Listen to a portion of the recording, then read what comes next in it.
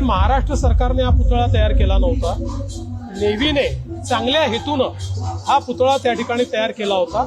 मात्र त्यांनी ज्यांना काम दिलं त्यांना कदाचित इतक्या सोसाट्याचे वारे त्या ठिकाणी असतात याचं योग्य आकलन करता आलं नाही, त्या हिशोबाने तसं डिझाईन कदाचित त्यांना करता आलं नाही, किंवा अशा ठिकाणी आपण ज्यावेळेस पुतळा लावतो तर त्यातलं जे लोखंड असतं ते समुद्राच्या वाऱ्याने लवकर गंजतं। या सगळ्या गोष्टीचा त्यांनी नीट आकलन केलं होतं की नाही हा आता प्रश्न आहे। या संदर्भात सगळी चौकशी चाललेली आहे।